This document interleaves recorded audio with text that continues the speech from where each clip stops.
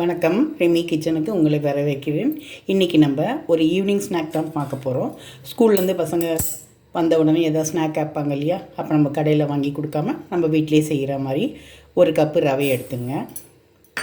அதே கப்பில் ஃபஸ்ட்டு அரை கப் தண்ணி ஊற்றிட்டு, வீட்டில் சாதா உப்புமாவுக்கு செய்கிற சாதா ரவை தான் இது. இந்த ரவையில் ஃபஸ்ட்டு அரை கப் தண்ணி ஊற்றிட்டு நல்லா மிக்ஸ் பண்ணுவோம். மொத்தமாக ஊற்றிடாதீங்க, கொஞ்சம் கொஞ்சமாக பார்த்து ஊற்றுங்க. திரும்ப கொஞ்சம் கூட, ஏன்னா இந்த ரவை நல்லா சாஃப்டாக ஆகணும். அதுக்காக நம்ம தண்ணி ஊற்றி இதை ஊற வைக்கிறோம். ஒரு 10 நிமிஷம் இது ஊறணும்.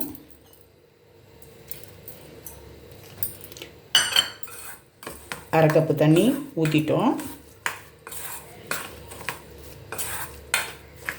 கொஞ்சம் நேரம் இது ஊறணும். அதுக்காக தான் கொஞ்சம் கூட தண்ணி ஊற்றினா சரியாக இருக்கும். ஏன்னா அடுத்து நம்ம எல்லாமே போட்டு அதில் மிக்ஸ் பண்ண போகிறோம். இப்படி போட்டு மிக்ஸ் பண்ணி வச்சுப்போம். இந்த ரவையை ஒரு 10 நிமிஷம் இப்படி போட்டு மிக்ஸ் பண்ணி இதை அப்படியே ஊற வச்சுருவோம். இது அப்படியே ஊறி இருக்கட்டும். நல்லா ஊறணும் இந்த ரவை. 10 நிமிஷத்துக்குள்ளே மீதி பொருளெல்லாம் நம்ம ரெடி பண்ணிவிடுவோம். இது நல்லா ஊறட்டும். ஊறிட்டு ஒரு தட்டு போட்டு மூடி வச்சுருவோம். நம்ம அப்புறமா இதை நம்ம எப்படி செய்யலான்றதை பார்க்கலாம். இப்படி அரை கப் தண்ணி ஊற்றி இப்படி கெட்டியாக மிக்ஸ் பண்ணி நல்லா கிளறி விட்டுட்டு கொஞ்சம் ரெஸ்ட்டில் வச்சிடணும். இந்த ரவையை அரை கப்பு தண்ணி போதும், ரொம்ப தண்ணி ஆக்கிட வேண்டாம். இப்போ தண்ணி எவ்வளோ இழுக்குதோ அந்த அளவுக்கு நீங்கள் இந்த மாதிரி இருக்கிற மாதிரி நீங்கள் மிக்ஸ் பண்ணி இதை மூடி வச்சுருவோம். அதுக்குள்ளே மற்றதெல்லாம் ரெடி பண்ணலாம். இப்போ ரவை நல்லா ஊறிடுச்சு. அதில் நம்ம 2 ஸ்பூன் மைதா மாவு போட்டுப்போம். சும்மா பைண்டிங்காக தான் இது.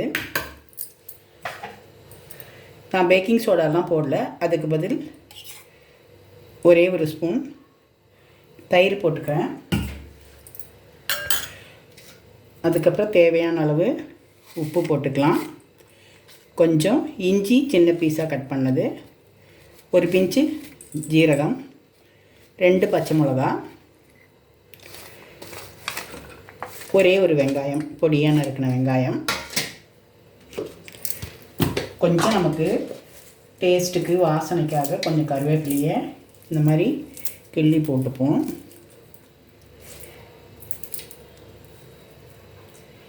இப்படி கிள்ளி போட்டுப்போம்.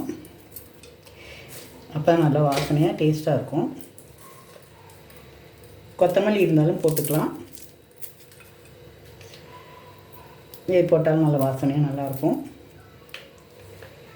போட்டுட்டு இதை நல்லா கையால் மிக்ஸ் பண்ணிக்கலாம். 2 ஸ்பூன் மைதா, அதுக்கப்புறம் தயிர், உப்பு, பச்சை மிளகா, வெங்காயம், ஜீரகம், கருவேப்பிலை, இஞ்சி, ஒரு சின்ன துண்டு இஞ்சி. தண்ணியே போட வேண்டாம் பாருங்கள். இந்த தயிர் போட்டோடனே அதே நல்லா இலக்கமாக இருக்குது. நம்ம தண்ணியே போட வேண்டாம். ரவைக்கு நம்ம தண்ணியில் ஊற வச்சோம் இல்லையா, அதே போதும். இப்படி கிள்ளி போடுற மாதிரி இருக்குது பாருங்கள். இப்படி கிள்ளி போடுற மாதிரி இருக்குது. நல்லா மிக்ஸ் பண்ணிப்போம். பேக்கிங் சோடா கூட யூஸ் பண்ணுவாங்க. நான் பேக்கிங் சோடா போடலை. அதுக்கு பதில் தயிர் போட்டிருக்கேன். தயிர் ஹெல்த்தியானது. பேக்கிங் சோடாலாம் வயிற்றுக்கு சில பேருக்கு ஒத்துக்காது. இப்போது நல்லா மிக்ஸ் பண்ணி வச்சுப்போம். எல்லாம் ஒன்றா ஆகட்டும். இப்படி எல்லாத்தையும் மிக்ஸ் பண்ணும்போது உப்பு சரியாக இருக்கான்னு பார்த்துக்குங்க. உப்பு சரியாக இருக்குது. இப்போ நம்ம எண்ணெய் காய வச்சு போண்டா பொரிக்க ஆரம்பிக்கலாம். இப்போ எண்ணெய் சூடாயிடுச்சு. நம்ம இந்த மாவை எடுத்து கொஞ்சம் கொஞ்சமாக சிம்மில் வச்சுக்கங்க ஸ்டவ்வை. சின்ன சின்ன பாலாக இப்படி உருட்டி போட்டுப்போம். நான் சின்ன கடாயாக இருக்கிறதுனால ஒரு 4-5 தான் போடுறேன். நீங்கள் பெரிய கடாயாக இருந்தால் கொஞ்சம் அதிகமாகவே போட்டுக்கங்க.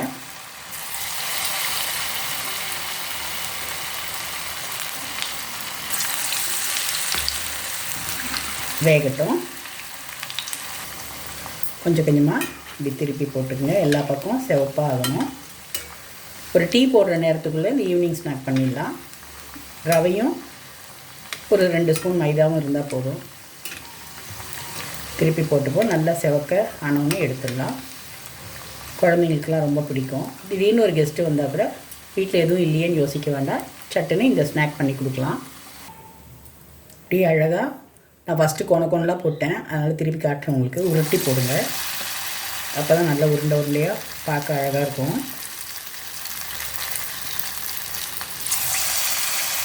எதை செய்யணும் கொஞ்சம் அழகாகவும் இருந்தால் சாப்பிட்றதுக்கு இன்னும் நல்லாயிருக்கும் இல்லையா?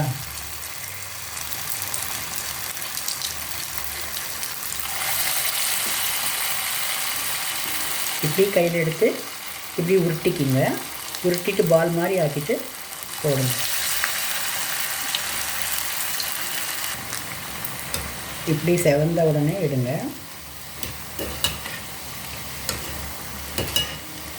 எண்ணெய் கீழே சிந்தாமல் பார்த்து எடுங்க. உங்களுக்கு கொஞ்சம் நேரம் ஆயில் போகிறதுக்கு நம்ம ரெஸ்ட்டில் வைக்கணும். பொரிச்சு முடிச்சிட்டேன். நான் எடுத்துக்கிட்ட எண்ணெய் பாருங்கள் அப்படியே இருக்குது, எண்ணெய் கூட அதிகம் செலவாகலை. இப்போது டேஸ்டியான சுட சுட டீ சாப்பிடும்போது நம்ம சாப்பிட்றதுக்கான ஒரு ஸ்நாக் ரெடி ஆகிடுச்சு. இதை பால் காய்ச்சி டீ போடுற நேரத்தில் மாவை நீங்கள் ரெடி பண்ணி வச்சிட்டிங்கன்னா டீ போடுற நேரத்துக்குள்ளே இந்த போண்டா ரெடி பண்ணிடலாம். எவ்வளோ சாஃப்டாக மொறுமுறுன்னு இருக்குது பாருங்கள். இஞ்சி, பச்சை மிளகா, ஜீரகம், வெங்காயம் எல்லாம் இருக்கிறதுனால, கருவேப்பிலெல்லாம் இருக்கிற நல்லா டேஸ்ட்டாக நல்லா வாசனையாக நல்லாயிருக்கும். டீ போடும்போது ஈவினிங் ஸ்நாக்காக இதை குழந்தைங்களுக்கும் வீட்டில் இருக்கவங்களுக்கும் செய்து கொடுத்து அசத்துங்க. ரெமி கிச்சன் எல்லோரும் சப்ஸ்கிரைப் பண்ணுங்கள், லைக் பண்ணுங்கள், ஷேர் பண்ணுங்கள். தேங்க்யூ.